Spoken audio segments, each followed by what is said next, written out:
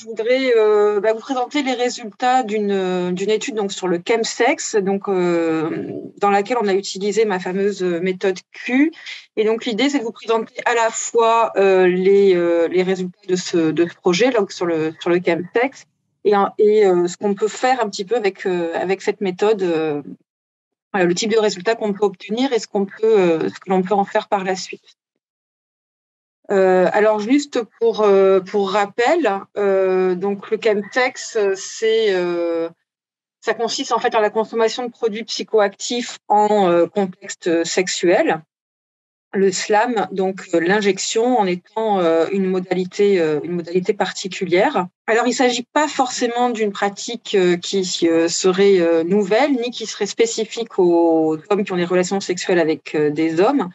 Mais par contre, elle se caractérise d'être plutôt de n'être pas contingente du milieu festif et d'être planifiée et intentionnelle. Donc, une consommation va être planifiée pour avoir des rapports sexuels.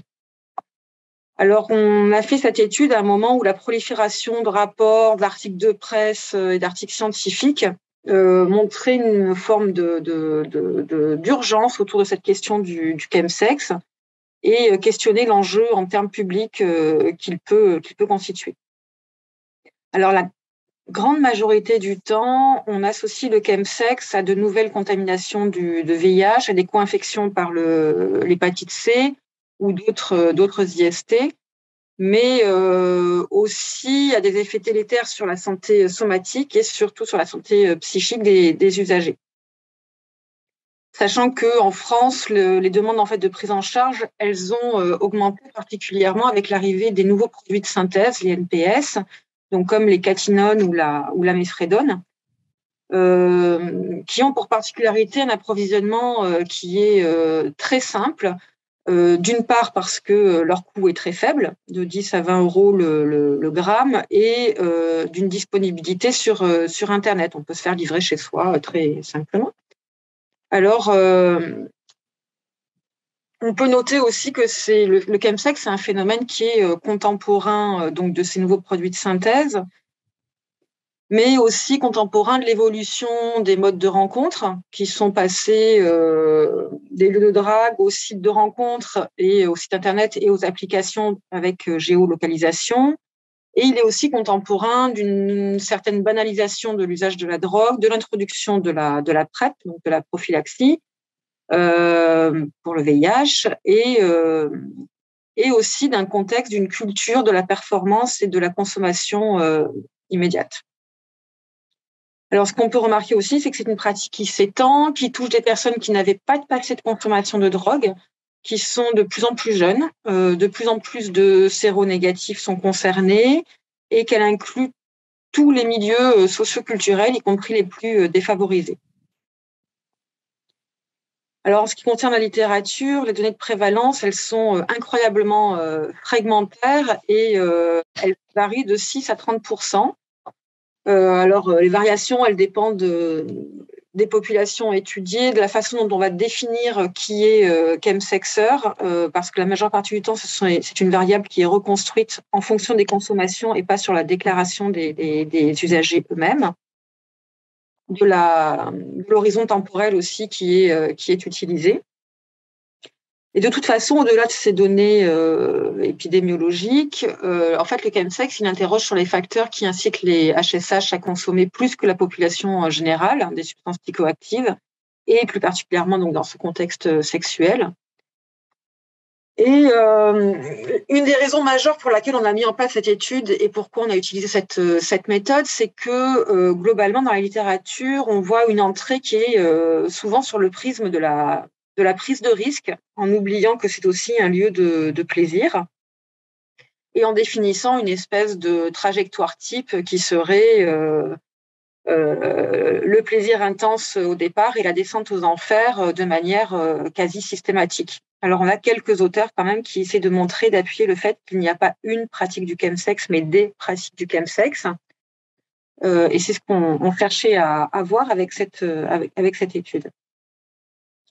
Donc, globalement, les objectifs, c'était, alors il y en avait plusieurs, mais là, je vais m'arrêter sur un principalement, qui était de connaître, donc d'essayer de mettre à jour les différentes modalités de rapport au chemsex. Donc, on a regardé, interrogé donc les usagers, mais aussi des intervenants. Là, je vais me focaliser sur les usagers, et en particulier les usagers qui avaient une pratique de chemsex au moment de l'enquête.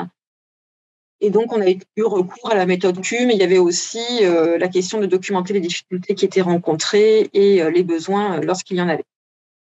Donc, très rapidement, le design de l'étude. Donc, ont été interrogés, je vous le disais, des chemsexeurs, mais aussi des professionnels de santé, des acteurs communautaires, sur 5 villes, Lyon, Marseille, Nantes, Nîmes et Paris. Donc, ça s'est passé en 2 phases. Une première phase qualitative, avec une analyse thématique. Et de cette analyse qualitative, cette première phase, on a pu extraire 37 énoncés, donc en fait 471 énoncés, donc des verbatims issus des focus group qui ont été menés.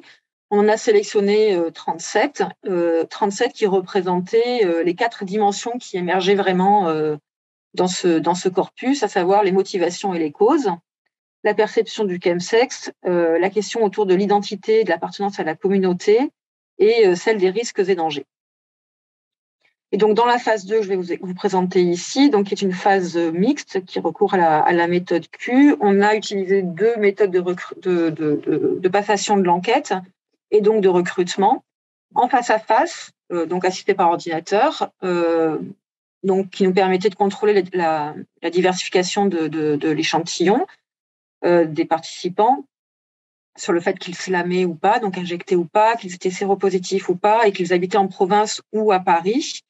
Ça, c'était un point assez important, parce que aussi la majeure partie des études, elles ont toujours lieu autour de la capitale. Donc, se questionner aussi le fait de savoir si cela pouvait dépendre des zones géographiques. Et en ligne, parce que on souhaitait essayer de toucher les populations qui, la majeure partie du temps, échappent à ce type d'enquête. Donc, on a eu des lieux on a diversifié les lieux de recrutement, que ce soit XAPA, CARUD, CJ, des services de santé sexuelle, mais aussi des services d'infectiologie, des pathologies. Et pour ce qui était du recrutement en ligne, on est passé par les sites internet des associations AIDE, ARCAT, les réseaux sociaux, Facebook, Twitter, et différents sites du réseau RESPAD, donc le réseau des établissements de santé pour la prévention des addictions, et le site Psychoactif. Alors, la méthode Q en 2 mots, donc pourquoi est-ce qu'on peut utiliser la méthode Q? Enfin, quand est-ce qu'on utilise la méthode Q? C'est quand on veut essayer d'explorer des structures subjectives, donc par définition complexes, donc qui tournent autour des croyances, des préférences, des représentations, des points de vue selon les disciplines dont on provient. Quand est-ce qu'on l'utilise? C'est quand on veut vraiment obtenir une image multidimensionnelle d'un phénomène. Quelque chose qui permet de retranscrire un petit peu la complexité du sujet à l'étude. Et comment est-ce qu'on procède? Eh bien, typiquement, on va présenter à un échantillon un ensemble d'énoncés sur le sujet d'étude. Donc, cet ensemble d'énoncés, il aura été obtenu à partir de revues de littérature, de focus group, de discussions de groupe, donc sur le sujet d'étude. Et on va leur demander de les classer en fonction d'une instruction, donc selon leur point de vue, sur une grille de classement qui est contrainte. Donc, la grille de classement, elle peut prendre la forme de la petite grille là, que vous avez en haut de la diapo. Alors, le fait de classer donc comme ça ces énoncés sur cette grille contrainte, ça permet 2 choses. Et en particulier, ça va obliger chaque personne à articuler ces énoncés les unes avec les autres, et donc les dimensions aussi qui sont en jeu les unes avec les autres. Et donc, ça va nous permettre aussi d'avoir de l'information sur l'importance relative des différentes dimensions. Voilà. Bon, c'est vraiment en 2 mots. Donc, globalement, il y a 3 grandes étapes. Donc, la première phase exploratoire, qualitative. Donc, on va définir les énoncés, ce qu'on appelle le Q7. La deuxième phase, ça va être un exercice de classement. Alors, l'exercice de classement, on ne demande pas d'emblée aux personnes de classer les énoncés. On va d'abord leur demander de les classer en 3 piles, ceux avec lesquels ils sont en accord, ceux avec lesquels ils sont en désaccord, ceux avec lesquels ils sont sous une forme de neutralité ou qui ne leur correspondent pas particulièrement. L'avantage, c'est que ça va leur permettre de commencer à avoir de l'information sur l'ensemble des énoncés qu'ils vont avoir à classer les uns après les autres. Et puis après, ils vont devoir les classer sur la grille en commençant par ceux avec lesquels ils sont le plus en accord, après ceux avec lesquels ils sont le plus en désaccord et remplir la grille comme ça au fur et à mesure qu'ils vont évidemment pouvoir modifier. Donc, pour pouvoir faire l'analyse et surtout interpréter les résultats, on va se baser, donc c'est vraiment une analyse qui est holistique, c'est-à-dire qu'on ne va pas du tout travailler énoncé par énoncé, mais donc on va s'arrêter sur différents éléments. On va regarder d'une part les énoncés qui sont consensuels, c'est-à-dire qui sont communs à l'ensemble des points de vue, c'est-à-dire qu'on va obtenir, en fait, on passe par une classification une classification et par une ACP, une analyse factorielle. Donc, on va obtenir des facteurs. Et ces facteurs, en fait, ils vont représenter des points de vue partagés. Donc, c'est-à-dire qu'en fait, on va travailler, ça s'appelle la méthode Q, en fait, mais je ne vais pas rentrer trop dans ces détails-là, parce qu'on travaille sur la matrice inversée, c'est-à-dire qu'en fait, ce sont les énoncés qui sont considérés comme des individus. Mais bon, laissons ça de côté.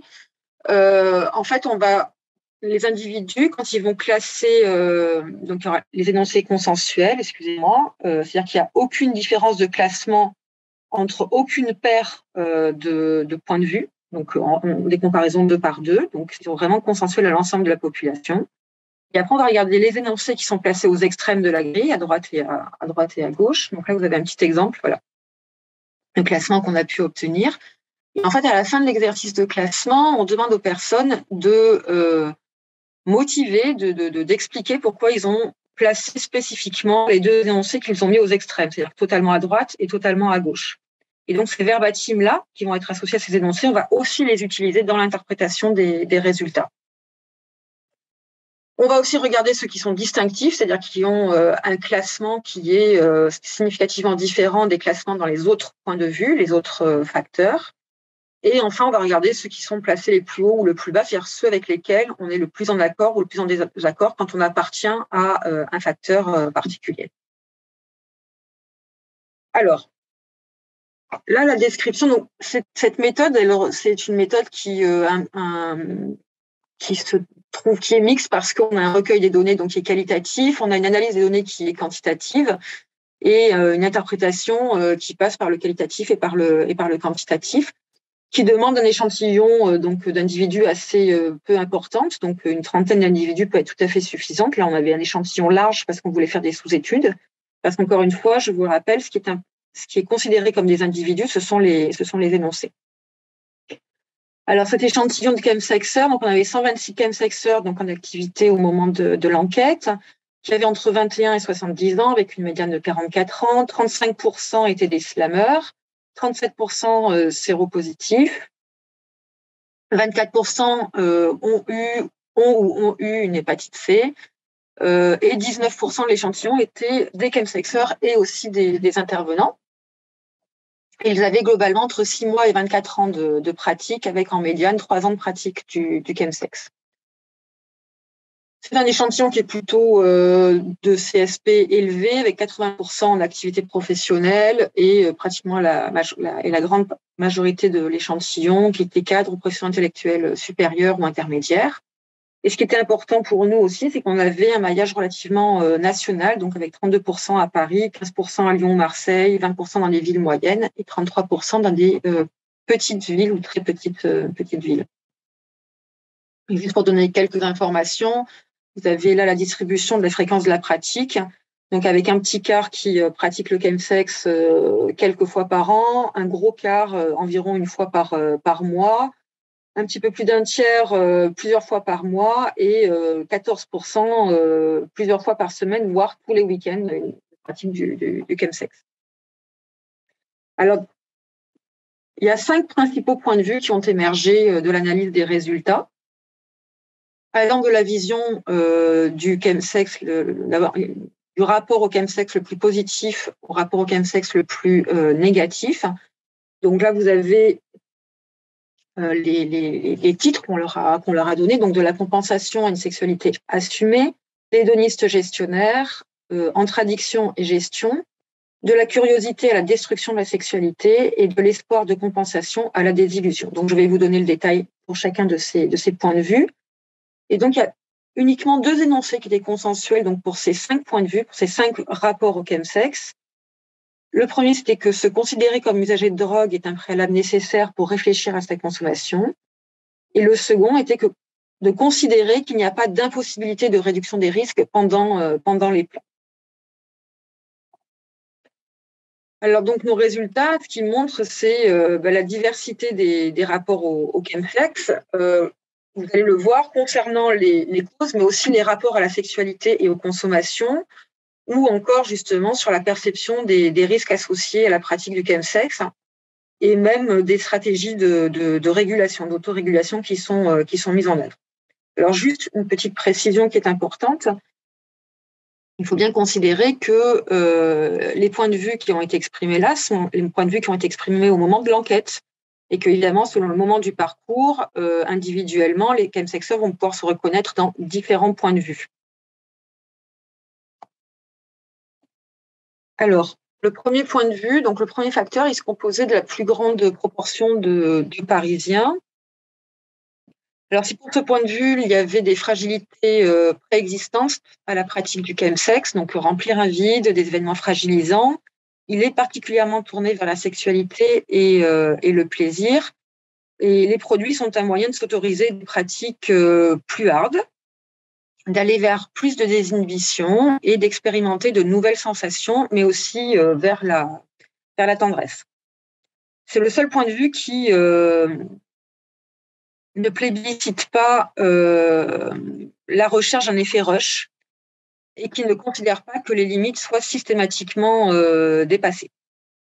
Donc les limites de consommation que l'on peut fixer. Donc ce point de vue, c'est aussi le seul qui considère que le chemsex améliore la vie et que cette pratique peut s'étendre dans le temps. Donc, il nous dit, voilà, là, on avait des verbatims associés. Le chemsex ouvre les voies de tendresse que l'on ne se permettait pas avant avec des partenaires, que l'on ne pensait pas désirer. Et quand les produits finissent par ne plus faire fonctionner la partie sexuelle, il y a la tendresse.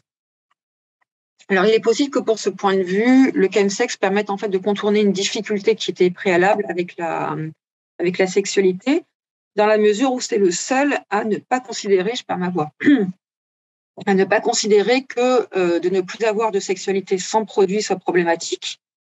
Et c'est aussi le seul à exprimer une difficulté, voire une impossibilité à parler de sexualité et de consommation avec les médecins.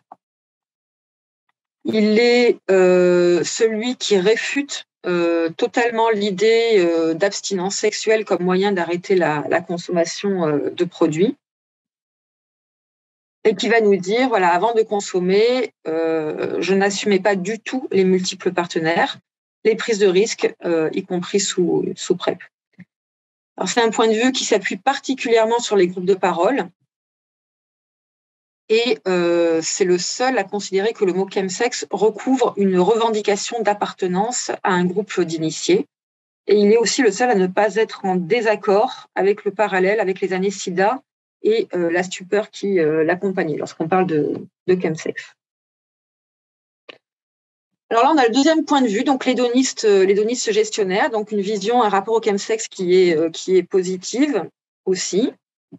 Ce point de vue, il est composé plus que les autres de personnes qui n'avaient pas de passé de consommation de drogue avant la pratique du chemsex, et il se caractérise par une attention primordiale à veiller à ce que la pratique du chemsex reste occasionnelle, que la consommation de produits reste exclusive au contexte sexuel, et de continuer à avoir des relations sexuelles sans recours aux produits.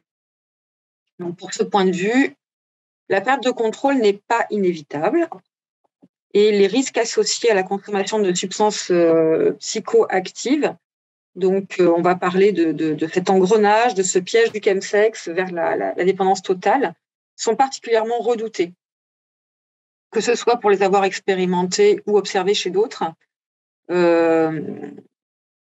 ne s'agit pas de perdre de vue, en fait, pour ce point de vue-là, le but principal du chemsex. qui doit être une manière de dépisser les relations sexuelles et non pas un substitut. Ah, apparemment, il faut que je l'active.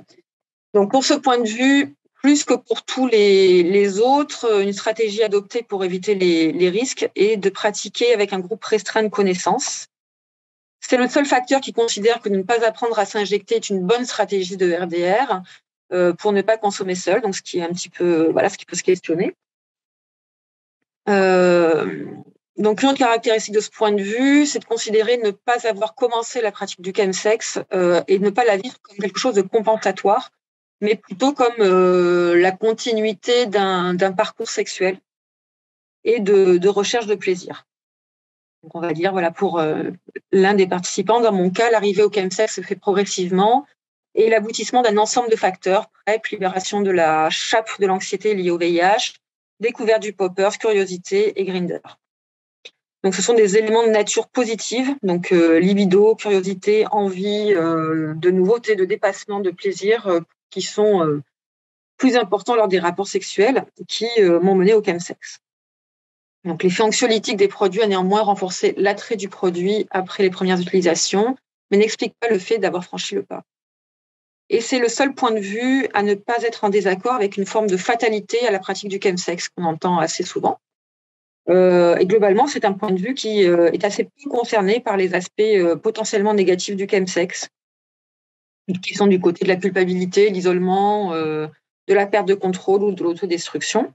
Et c'est le seul point de vue qui ne considère pas non plus qu'il y a une hausse des agressions sexuelles dans le chemsex.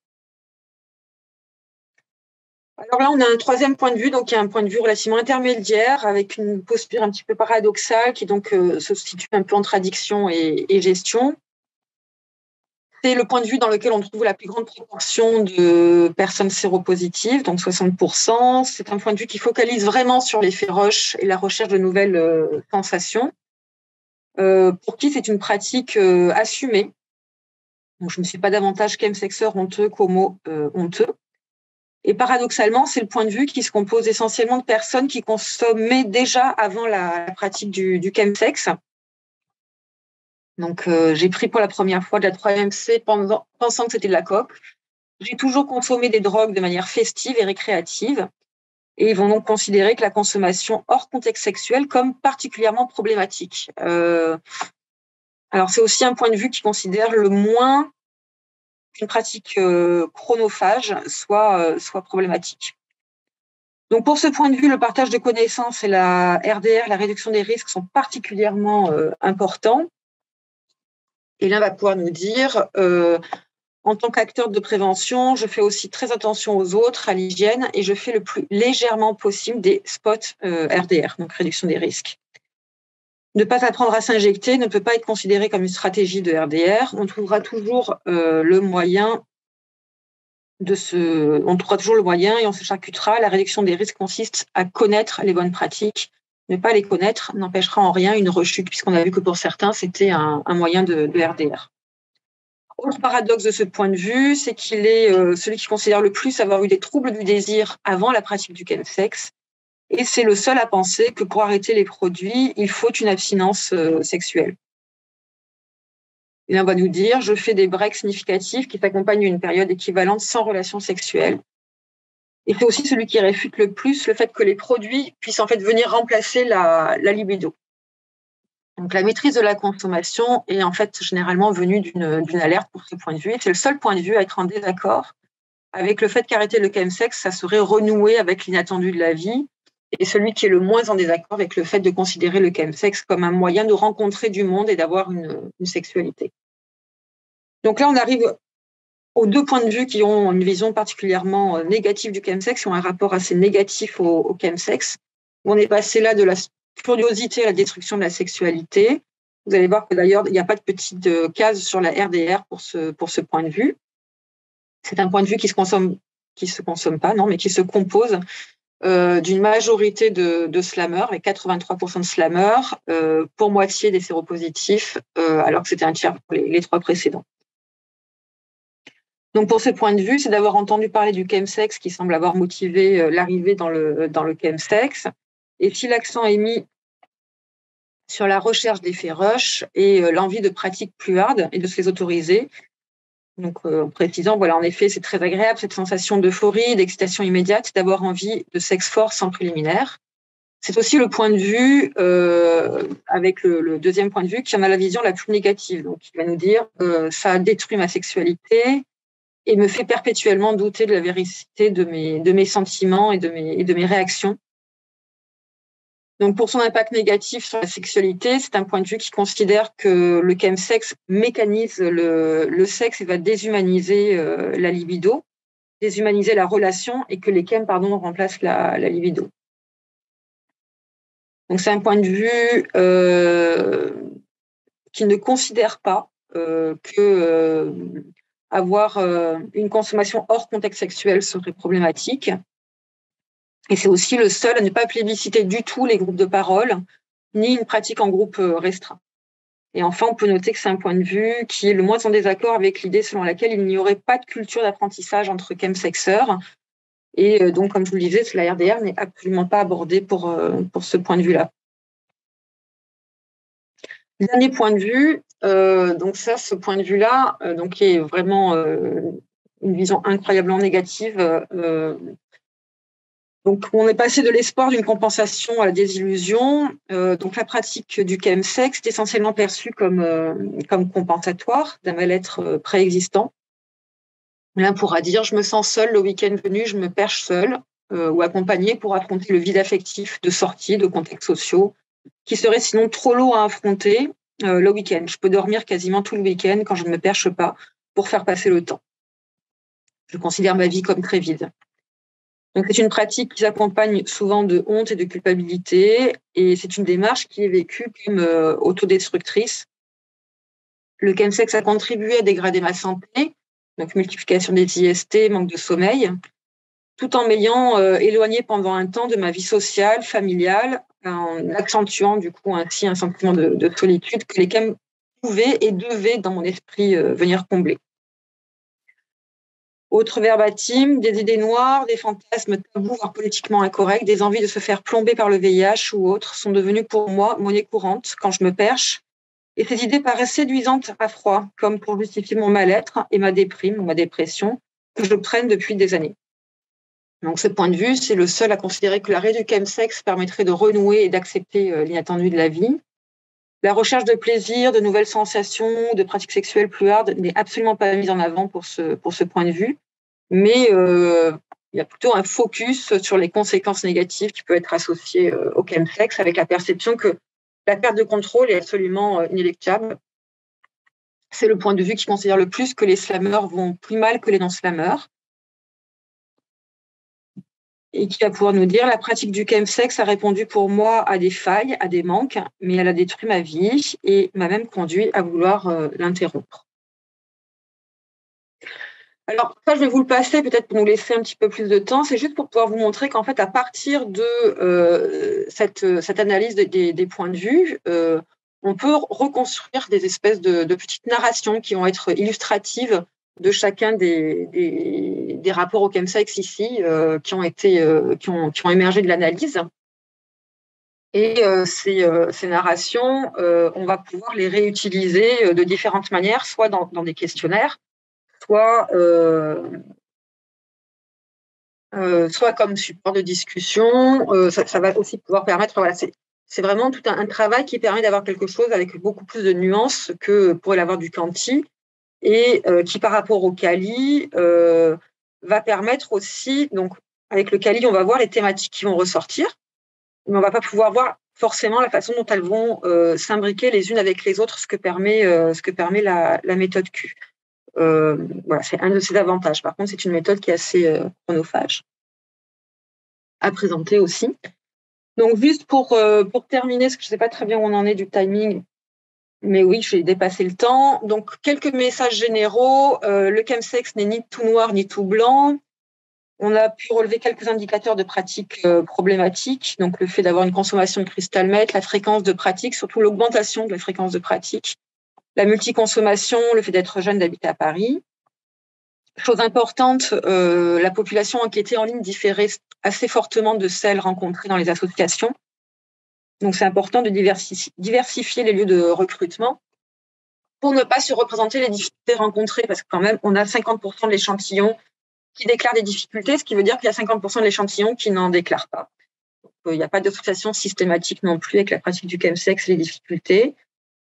Voilà. Et donc, je disais quelques propositions, c'était d'utiliser les 5 points de vue donc comme support des discussions dans les entretiens chemsex, par exemple, ou comme échelle, par exemple, dans des questionnaires ou dans des enquêtes, pour pouvoir aussi voir l'évolution éventuellement d'un point de vue vers un autre, et le besoin d'études longitudinales, etc., etc.